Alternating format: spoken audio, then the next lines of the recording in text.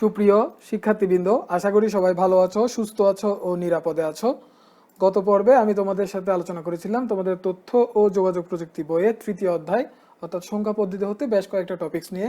মূলত আমি তোমাদের সাথে সংখ্যা পদ্ধতির রূপান্তর হতে কয়েকটা নিয়ম কানুন এবং গাণিতিক সমস্যা নিয়ে কথা বলেছিলাম।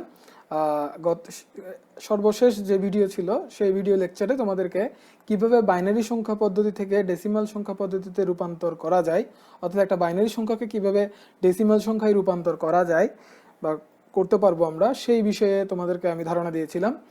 তো আজকে যেটা মূলত তোমাদের সাথে আলোচনা করব তা হলো ডেসিমাল থেকে কিভাবে আমরা অক্টালে কনভার্ট করতে পারি। মূলত গত দুইটা ভিডিওতে আমরা ডেসিমাল এবং বাইনারির সংখ্যা পদ্ধতির পারস্পরিক রূপান্তরের যাবতীয় নিয়ম কানুন সম্পর্কে জেনেছি। তো আজকে আমি তোমাদের সাথে ডেসিমাল থেকে অক্টালের যে রূপান্তর বিষয়ক যে নিয়ম কানুন বা গাণিতিক সমস্যা সেগুলো নিয়ে কথা বলবো।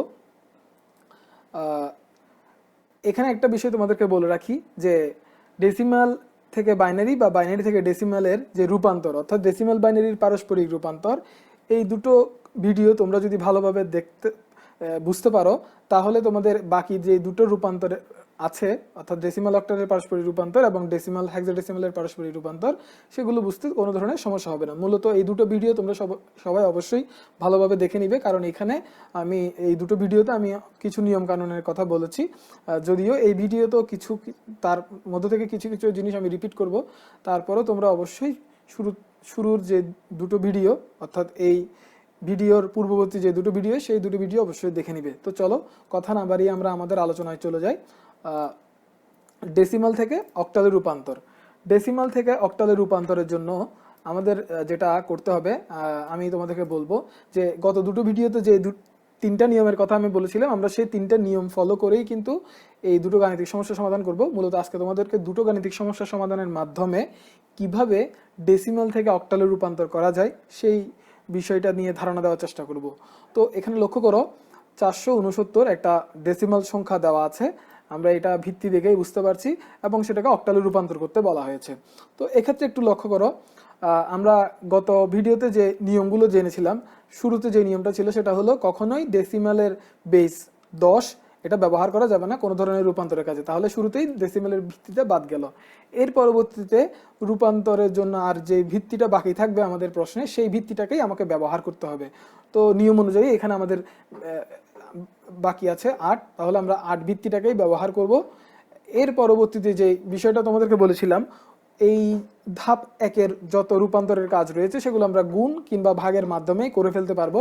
তো কখন আমরা গুণ ব্যবহার করব, কখন আমরা ভাগ ব্যবহার করব সেই বিষয়ে আমাদের অবশ্যই ধারণা আছে, যেহেতু আমরা আগে ডেসিমাল থেকে বাইনারি রূপান্তর করে এসেছি।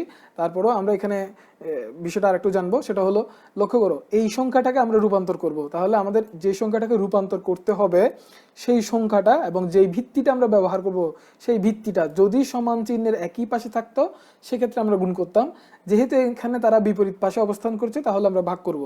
তো সেই কারণে আমরা এখানে আমি এখানে মূলত ভাগের কাজটা করেছি। তো একটু লক্ষ্য করো আমরা কতক্ষণ পর্যন্ত ভাগ করব। ইতিমধ্যে তোমাদেরকে এটা ডেসিমাল থেকে বাইনারি রূপান্তরের ক্ষেত্রে একবার বলেছিলাম, আবারও আমি বলছি, লক্ষ্য করো আমরা এটাকে যেহেতু ভাগ করব এটা আমাদের ভাজ্য এবং এটা 8 হলো আমাদের ভাজক, অর্থাৎ যে ভিত্তিটা আমরা ব্যবহার করছি সেটা হচ্ছে আমাদের ভাজক। তাহলে 8 দিয়ে আমরা 469 সংখ্যাটাকে ততক্ষণই ভাগ করব যতক্ষণ না পর্যন্ত তাদের ভাগফলটা শূন্য হচ্ছে, অর্থাৎ শূন্য যদি হয়ে যায় ভাগফলটা তাহলে সেক্ষেত্রে আমাদের কাজটা সম্পন্ন হয়েছে বলে আমরা ধরে নিতে পারবো। তো এখানে লক্ষ্য করো 469কে আমরা শুরুতে 8 দিয়ে ভাগ দিয়েছি, তাহলে 469কে আমি এখানে একটু ক্যালকুলেটর নিয়ে নিচ্ছি যাতে তোমাদের বোঝাতে সুবিধা হয় আমার। 469কে আমরা যদি 8 দিয়ে ভাগ করি সেক্ষেত্রে আমরা সর্বোচ্চ ভাগফল হিসেবে পাবো 58। তাহলে 58 যদি আমরা করি তাহলে দেখা যাচ্ছে কত আসছে আমাদের 464। তাহলে আমাদের বাকি থাকে কত, 469 থেকে আমরা যদি বাদ দিই তাহলে আমাদের বাকি থাকছে 5। তো এখানে লক্ষ্য করো 5টা আমরা এখানে ভাগশেষ হিসেবে বসিয়ে দিয়েছি এবং আমরা এখানে ভাগফল পেয়েছি 58। তো যেহেতু আমরা এখনো ভাগফলটা শূন্য করতে পারিনি সুতরাং আমাদেরকে আবার ভাগ করতে হবে। তো 58কে আমরা যদি আবার ভাগ করি 8 দিয়ে তাহলে সেক্ষেত্রে আমরা ভাগফল সর্বোচ্চ পাচ্ছি 7 এবং আমাদের বাকি থাকে 2, সেটা আমরা ভাগ শেষ হিসেবে এখানে বসিয়ে দিয়েছি।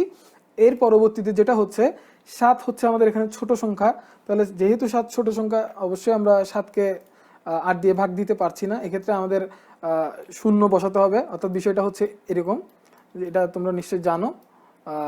এখানে 8-এ শূন্য শূন্য বসাতে হচ্ছে আমাদের, এবং আমাদের ভাগশেষ থাকছে 7।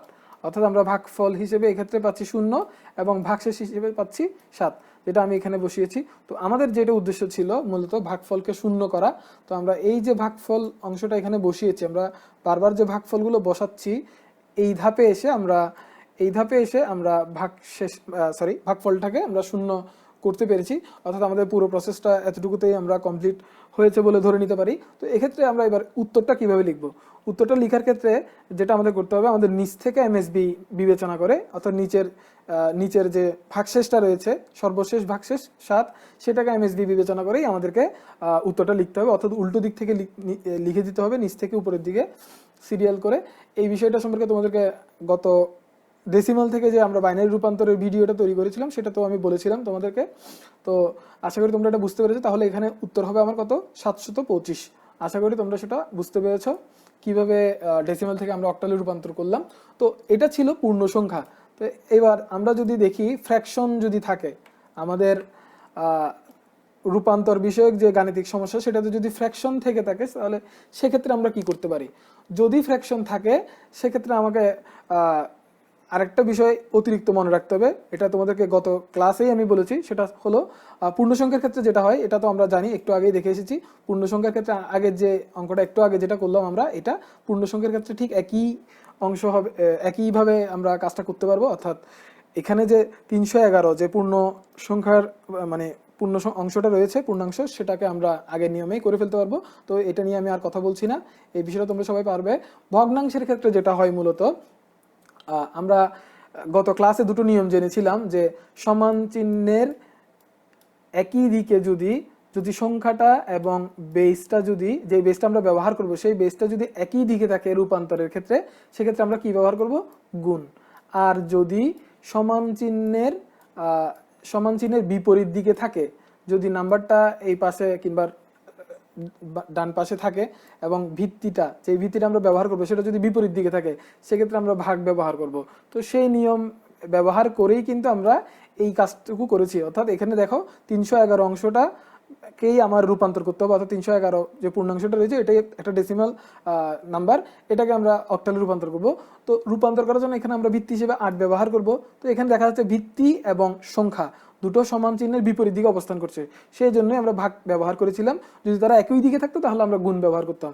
বিষয়টা যখন আমরা ভগ্নাংশের জন্য কাজ করতে যাব, অর্থাৎ ফ্র্যাকশনাল পার্ট নিয়ে কাজ করতে যাব, তখন তার ঠিক উল্টো কাজটা হবে। অর্থাৎ যদি ভগ্নাংশ অংশটুকু সমান চিহ্নের বিপরীত দিকে থাকে, যে বেসটা ব্যবহার করব তার বিপরীত দিকে থাকে, সেক্ষেত্রে আমরা গুণ করব।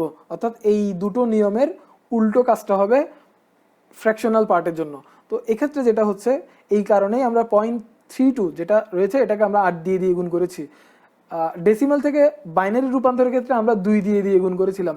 এখানে যেহেতু আমাদের 8 ভিত্তি হিসেবে আছে প্রশ্নে, অর্থাৎ অক্টালে যেহেতু রূপান্তর করতে হবে, অবশ্যই আমরা এখানে 8 ব্যবহার করব। তো 8 দিয়ে আমরা গুণ করব। কতক্ষণ গুণ করব? যতক্ষণ না পর্যন্ত আমাদের এই যে গুণফল অংশটুকু একটা পূর্ণ সংখ্যা হচ্ছে। যদি আমাদের গুণফল অংশটুকু পূর্ণ সংখ্যায় রূপান্তরিত হয়, সেক্ষেত্রে আমরা আমাদের প্রসেসটা কমপ্লিট হয়েছে বলে ধরে নিব। অর্থাৎ আমাদের ভগ্নাংশ অংশে কোনো ধরনের কি থাকবে না, শূন্য ব্যতীত অন্য কোনো ধরনের অঙ্ক থাকবে না। তো এখানে আরেকটা বিষয় তোমাদেরকে গত ক্লাসেও বলেছিলাম, সেটা হচ্ছে আমরা নির্দিষ্ট কয়টা ধাপে গুণ করে আমাদের গুণফলটাকে পূর্ণ সংখ্যা তৈরি করতে পারবো। অর্থাৎ এইখানে সর্বশেষ কত ধাপে এসে আমাদের গুণফলটা পূর্ণ সংখ্যা হবে সেটা আমরা বলতে পারবো না, নিশ্চিত করে বলা যাবে না, কারণ দুটো পূর্ণ সংখ্যার মাঝখানে অসংখ্য ফ্র্যাকশনাল পার্ট থাকতে পারে। তো এই ধরনের যদি সিচুয়েশন তৈরি হয় যে দেখা যাচ্ছে 5 বার বা 6 বার গুণ করার পরও আমরা একটা পূর্ণ সংখ্যা ফলাফল হিসেবে পাচ্ছি না, অর্থাৎ আমাদের ভগ্নাংশে শূন্য ব্যতীত অন্য কোনো অঙ্ক থাকছে প্রত্যেকবারই, সেক্ষেত্রে আমরা কি করব? 5 ধাপ বা 6 ধাপে কাজ করার পর আমাদের পুরো প্রসেসটাকে কমপ্লিট হয়েছে বলে ধরে নিব। যদিও এটা অ্যাকচুয়ালি কমপ্লিট হয়নি, কারণ এখানে আরো অনেক গুলো অসংখ্য গুণ হবে, অসংখ্য গুণ করার পরেই পূর্ণ সংখ্যা আসবে। তো এতটুকু কাজ আমরা না করে কি করব, ডট ডট দিয়ে আমাদের আনসারটা লিখে দিব।